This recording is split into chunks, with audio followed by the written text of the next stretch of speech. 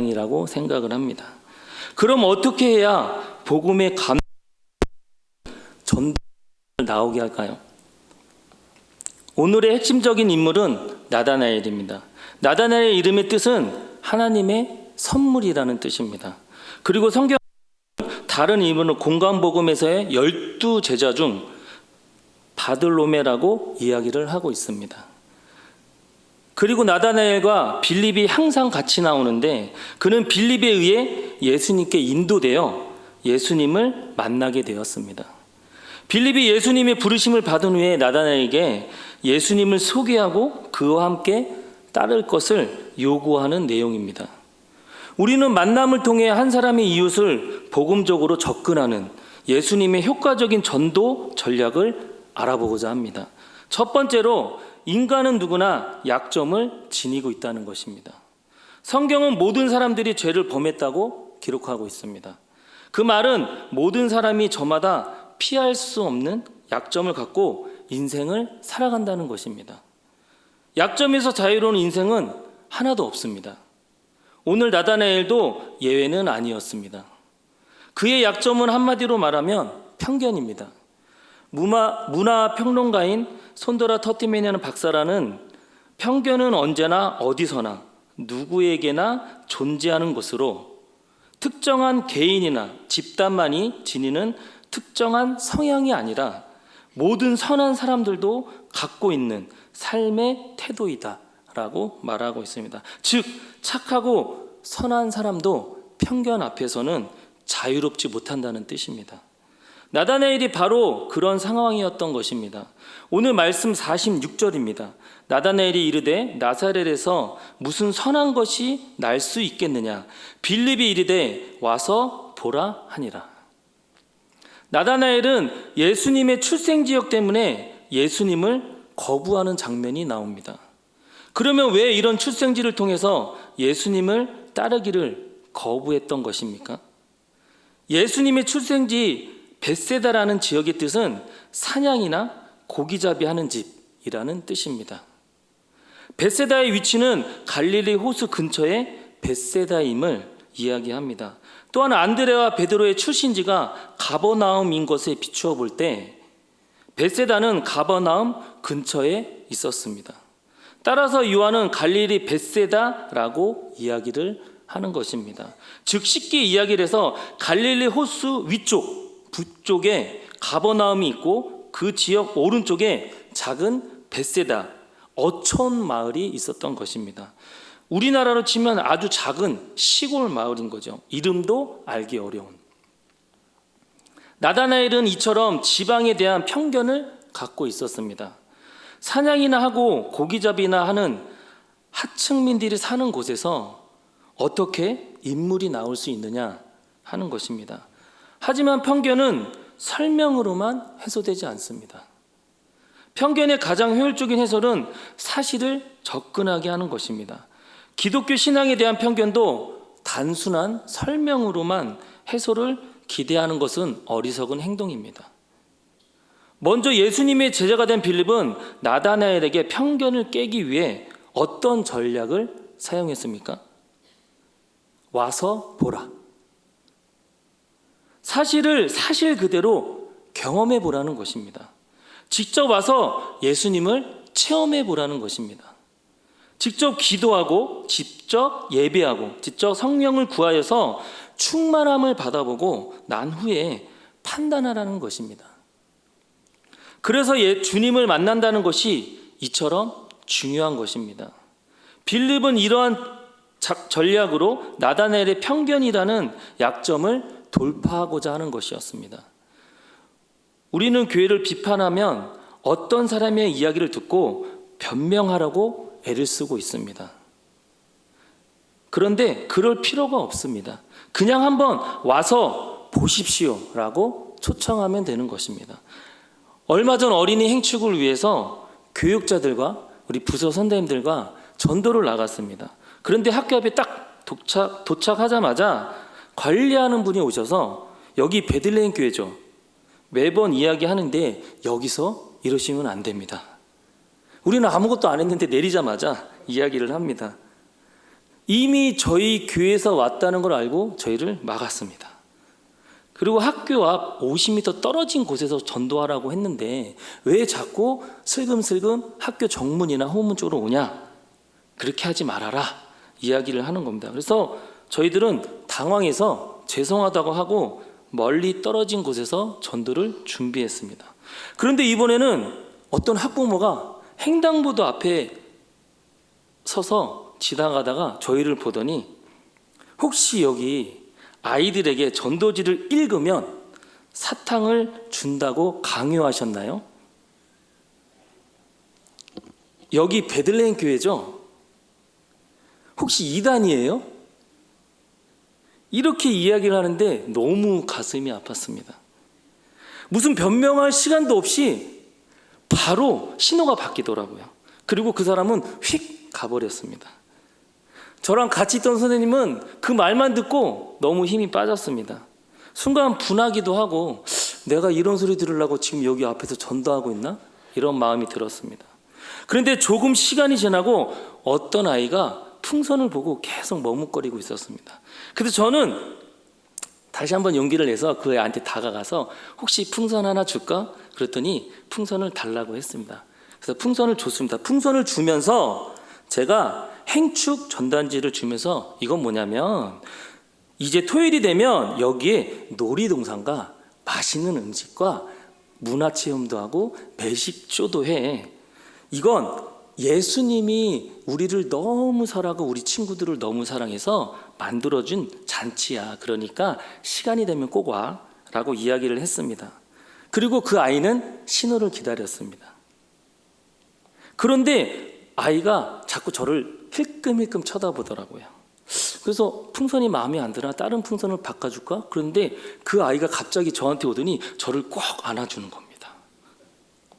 그래서 저는 순간 머리가 복잡해지면서 내가 이 기독교를 비판하는 소리를 듣고 화가 나 있고 좌절하고 있는데 하나님이 부족한 저를 또 이렇게 하나님이 위로하시는구나 라고 생각이 들었습니다. 그리고 오늘의 말씀이 생각이 났습니다. 와서 보라. 빌립이 나다나엘에게 비판을 들었을 때 꾹 참고 인내하며 와서 보라 라고 이야기한 것처럼 여러분들도 저처럼 전도의 어려움을 겪었을 거라 생각합니다. 그런데 주님은 다 지켜보고 계십니다. 전도는 저희로 인해 전도되는 것이 아니라 주님이 하십니다. 저희는 그저 주님이 시키는 대로 나오게 하는 것입니다. 오늘 말씀의 예수님도 나다나엘이 예수님을 비판하고 인정하지 않았을 때 예수님은 오히려 나다나엘을 칭찬하고 나오게 했습니다. 우리는 이런 어려움이 있더라도 포기하는 것이 아니라 빌립처럼 인내하고 수모를 겪더라도 전해야 하는 것입니다. 그것이 우리의 사명입니다. 여러분 인생의 가장 중요한 일은 무엇입니까? 많은 사람들이 인생의 가장 중요한 일은 외적인 것에 치우치는 경향이 많이 있습니다. 외적인 변화, 그리고 무엇인가 획기적인 일들, 그리고 어떤 눈에 보이는 실적들, 이런 것들을 중요하게 생각합니다. 이 세상에서 성공하고 싶죠. 저도 사실 마찬가지입니다. 저도 성공하고 싶습니다. 축구 선교사로 하나님께 선언을 하고 지금 그 길을 준비하고 있지만 저는 생각보다 욕심이 많아서 다 잘하고 싶습니다. 이것도 잘하고 싶고 저것도 잘하고 싶고 솔직히 이 형 하는 거 남들보다 더 잘한다는 소리를 듣고 싶은 마음이 제 마음입니다. 여러분들도 여러분들의 사업 또는 하는 일에 잘 되길 기대하고 있지 않습니까? 기도하는 시간보다 하나님을 구하는 시간보다 지금 내가 하고 있는 그 일이 우선일 때가 너무나도 많이 있지 않습니까? 얼마 전 제가 다른 교회에 간증 설교를 갔는데 이제 막 성장하려고 하는 단계에 있는 교회였습니다. 그 교회 목사님이 새신자가 많으니 저희 성공 스토리를 이야기해달라고 하는 것입니다. 저는 회사를 운영하고 나름 성공했다고 자부했습니다. 그런데 설교를 준비하고 있는 가운데 과연 나에게 어떤 것이 성공한 걸까? 라는 생각이 문득 들었습니다. 돈 많이 벌어서 좋았던 거? 아님 높은 자리에 있었던 거? 아님 나름 운동도 하면서 그래도 정상까지 올라갔던 거? 그런데 갑자기 제 머릿속에 하나님이 나를 살리신 그 장면이 떠올랐습니다. 제가 성공한 건 하나님이 저를 그 어두운 긴 터널에서 어두움에 쌓여 있을 때, 그 누구도 나를 잡아주지 않을 때, 아무도 할 수 없고 내 인생의 끝을 향해 달려갈 때, 그때 내 손을 잡아주시고 나를 살리시고 지금 이 자리에 있게 한 것입니다. 성공은 부와 명예가 아니었습니다. 하나님과 함께 한다는 것입니다. 우리의 신앙생활도 마찬가지입니다. 인생의 가장 중요한 것은 신앙을 갖느냐, 그렇지 못하느냐입니다. 그런데 우리는 주님을 만난 후에 우리의 관심은 외적인 것에서만 자꾸 나아간다는 것입니다. 결코 그러한 것들이 우리 인생을 지배할 수는 없습니다. 인생의 가장 중요한 것은 바로 우리 안에 있는 예수님의 사명입니다. 사랑하는 성도 여러분, 여러분들의 인생에 가장 중요한 것은 바로 예수님이길 소망합니다. 그리고 두 번째로, 인간은 누구나 장점을 지니고 있다는 것입니다. 우리는 우리의 이웃들을 접촉할 때 단지 그들의 약점만 이해하는 것으로 충분하지는 않습니다. 인간의 마음을 여는 것은 상대방의 장점을 이해하고 그것을 인정해줘야 하는 것입니다. 사람은 자신이 비판받고 있다고 느꼈을 때 더욱 방어적으로 나갑니다.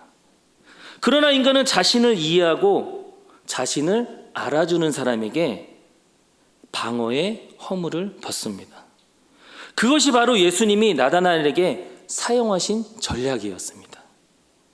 그가 가진 편견에도 불구하고 그 편견에 거침없는 말을 수없는 정직함으로 칭찬했던 것입니다. 오늘 말씀 47절입니다. 우리 함께 읽어보도록 하겠습니다. 예수께서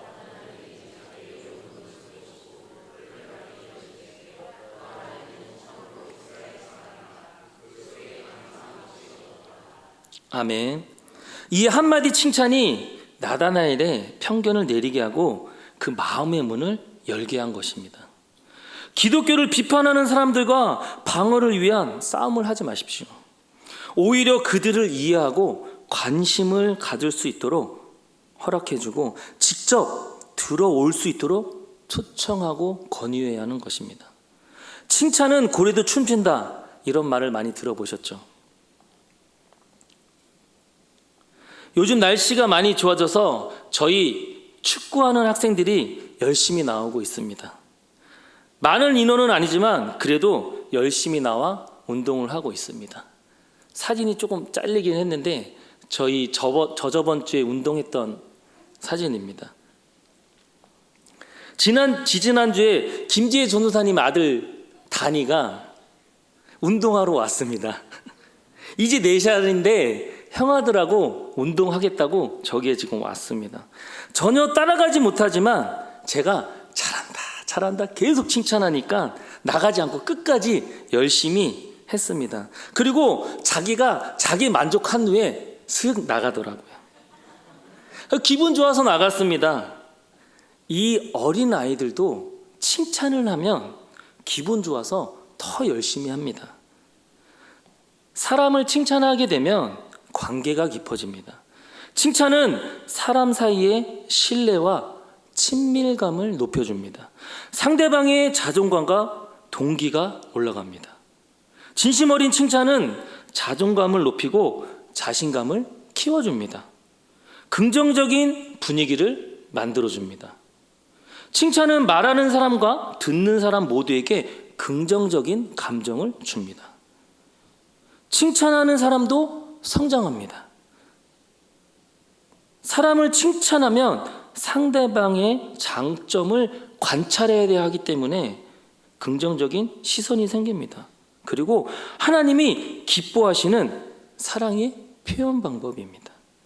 성경은 서로를 세우고 격려하라고 이야기하고 있습니다. 예수님도 비판하던 나다나엘을 칭찬했습니다. 예수님이 나다나엘을 칭찬했던 이유는 나다나엘의 장점을 보신 것입니다. 그것은 바로 정직함이었습니다. 본인 안에 있는 편견에도 불구하고 그는 자신을 숨기는 이중 플레이를 하지 않았던 것입니다.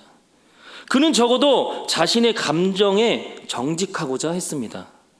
이런 정직성을 보고 예수님이 나다나엘을 칭찬했던 것입니다. 이처럼 복음을 알게 된 자에게 가장 큰 일이란 바로 목숨을 걸고 주님을 따르는 길이었던 것입니다. 목숨을 다해서라도 주님으로부터 허락되어지는 은혜와 영생과 구원을 가져야 하는 것입니다.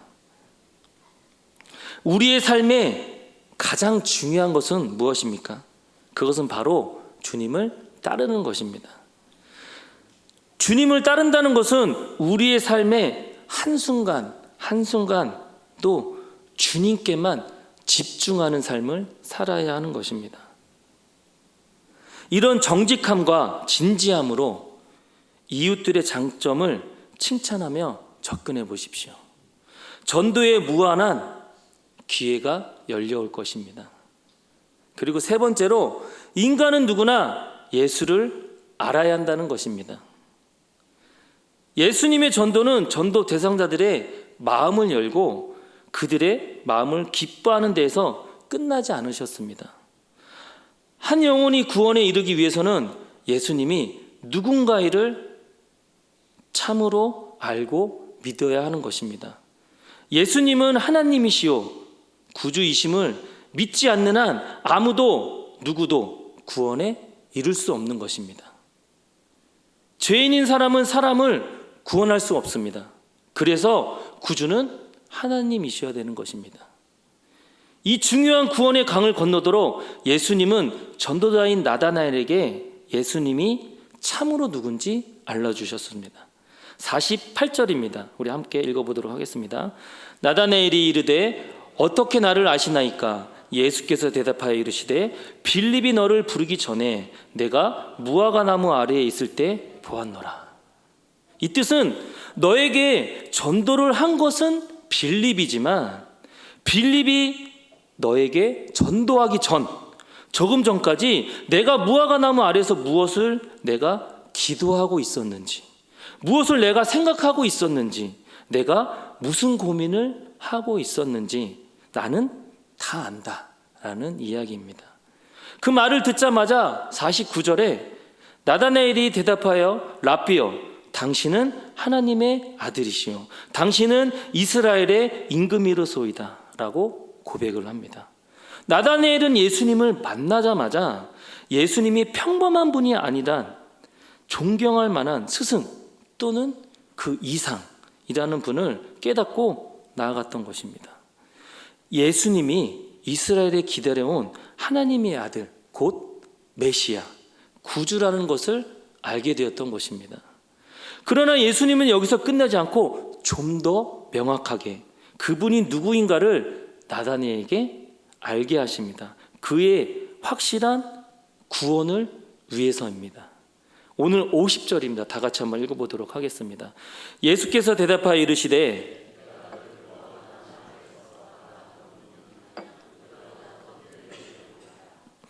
내가 너를 이미 알고 있다는 것에 놀랄 필요가 없다. 그보다 더 위대한 일을 네가 보게 된다라고 이야기를 하고 있습니다. 이때 당시 무화과 나무는 이스라엘의 진지한 구도자들이 인생을 사색하기 위해 찾은 곳이었습니다. 무화과 나무는 단순한 과일나무가 아니었던 것입니다. 유대인들이 특히 하나님을 진심으로 찾는 사람들, 우리가 말하는 진지한 구도자들은 종종 이 나무 아래에 앉아 조용히 하나님의 말씀을 묵상하거나 기도하고 했습니다. 그런데 왜 하필 무화과 나무일까요? 무화과 나무는 잎이 넓고 그늘이 깊어서 햇빛이 강한 이 중동 지역에서 혼자 조용히 생각하고 기도하고 아주 좋은 장소였기 때문입니다. 그래서 많은 경건한 유대인들이 자신의 인생을 돌아보고 메시아를 기다리며 묵상했던 장소로 자주 사용했던 곳입니다. 예수님께서 그를 무화과 나무 아래 있을 때 보았다는 말씀은 그가 아무도 보지 않았던 그 순간 혼자 하나님의 뜻을 구했던 마음까지 이미 예수님이 아셨다는 것입니다. 그는 아마도 무화과 나무 그늘 아래서 오실 메시아를 생각하고 있었던 것입니다. 여러분도 혹시 아무도 알아주지 않는 고독한 순간에 하나님의 뜻을 구하고 계시는 건가요? 아무런 대답도 들리지 않더라도, 갈증이 해소되지 않더라도 우리는 희망을 잃지 말아야 합니다. 예수님은 반드시 당신의 그 순간을 보셨고 알고 계십니다.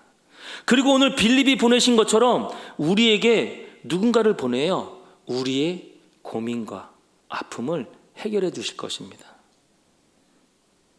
예수님이 나다나엘의 마음을 아시고 빌립을 그에게 보내신 것처럼 말입니다. 51절입니다. 또 이르시되 진실로 진실로 너희에게 이르노니 하늘이 열리고 하나님의 사자들이 인자 위에 오르락 내리락 하는 것을 보리라 하시니라. 이 구절은 구약에서 야곱이 베델의 들판에서 밤에 꿈에서 본 환상을 떠올리게 합니다. 곧 하늘과 땅을 연결하는 사다리에서 천사가 오르락 내리락 하는 모습이었습니다. 그리고 하나님께서 말씀하시길 내가 너와 함께 있으리라. 성경학자들은 이 하늘과 땅을 연결하는 이 사다리야말로 바로 하나님과 인간 사이에 유일한 구원의 중보자로 오실 메시아의 예언적 환상이라고 이야기를 합니다. 사도 바울은 디모데전서 2장 5절에서 하나님은 한 분이시요 또 하나님과 사람 사이의 중보자도 한 분이시니 곧 사람이신 그리스도 예수라라고 말씀하셨습니다. 지금 이 시대에도 나다나엘과 같은 사람들이 메시아를 기다리고 있습니다. 그러면 그들에게 예수가 하늘에 사다리를 타고 이 땅에 오실 메시아라고 우리가 전해야 하지 않을까요? 내가 먼저 그 메시아를 만났다고 전해야 하는 것입니다. 그분 오직 예수만이 그들의 인생의 해답이라고, 희망이라고, 구원이라고 우리는 전해야 하는 것입니다. 비록 그들이 무신론자들이고 비판주의자이고 주님을 모른다 하여도 우리는 전해야 하는 것입니다. 19세기 말 토마스 헉슬리라는 무신론자가 있었습니다. 그는 다원의 진화론을 응호한 과학자였고 후에 자신의 입장을 무신론에서 불가진론으로 바꾼 사람이기도 했습니다. 어느 날 그가 한 무리의 학자들과 시골을 여행하다가 주일이 되었는데 대부분의 사람들이 교회를 갈 준비를 하는 것을 보고 갑자기 헉슬리는 한 사람에게 예수가 도대체 누군데 여행길에도 그를 예비하려고 준비하느냐라고 물었습니다. 그는 헉슬리의 눈에 공허함을 발견하고 그 그리스도인은 헉슬리의 곁에 머물면서 그의 이야기를 끝까지 들어준 후에 이렇게 이야기를 했다고 합니다. 나는 당신 같은 학자에게 논쟁을 통해 그리스도를 증명할 방법은 없습니다.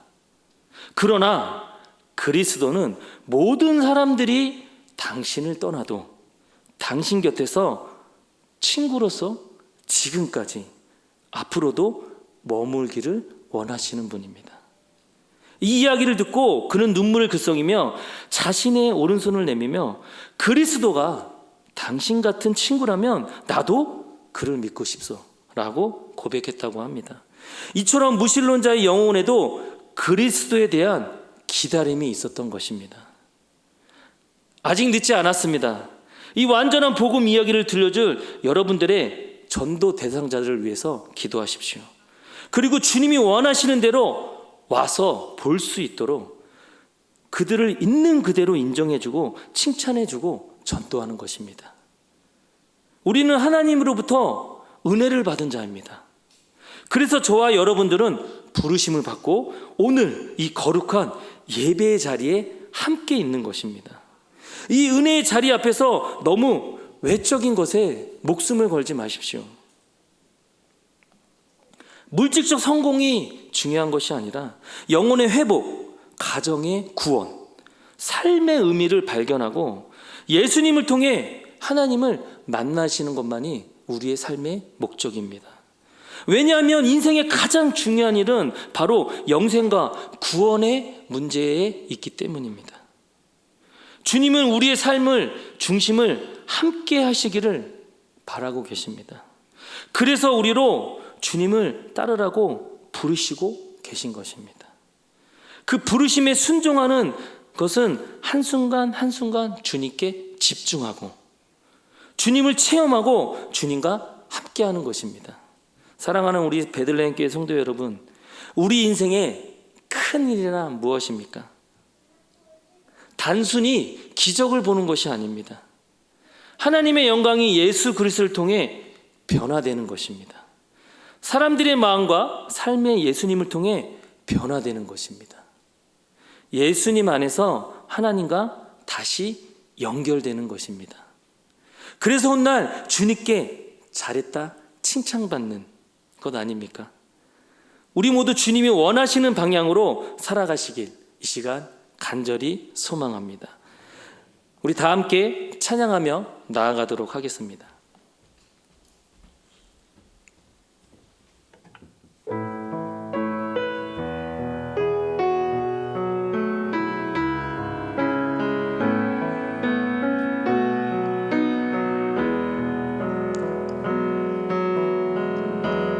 나를 지으신 주님 내 안에 계셔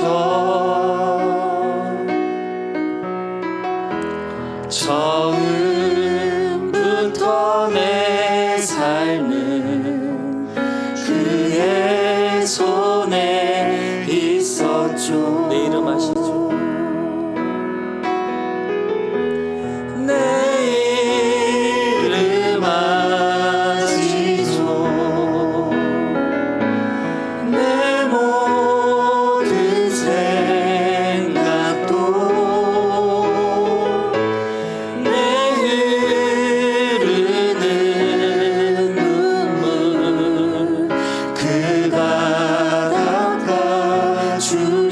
그는 내 아버지, 그는 내 아버지, 난 그의 소유.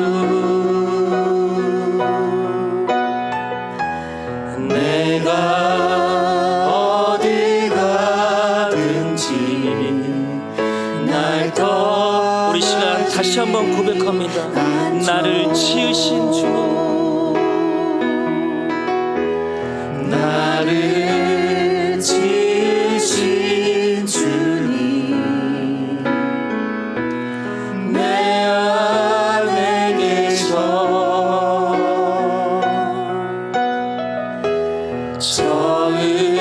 처음부터 내 삶은 그의 손에. 우리 가슴에 손을 얹고 고백하며 나갑니다. 내 이름 아시죠?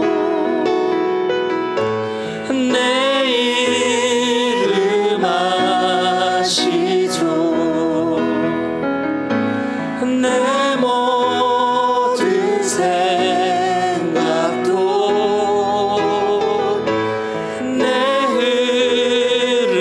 흐르는 눈물 그가 깎아 주. 우리 내 이름 아시죠?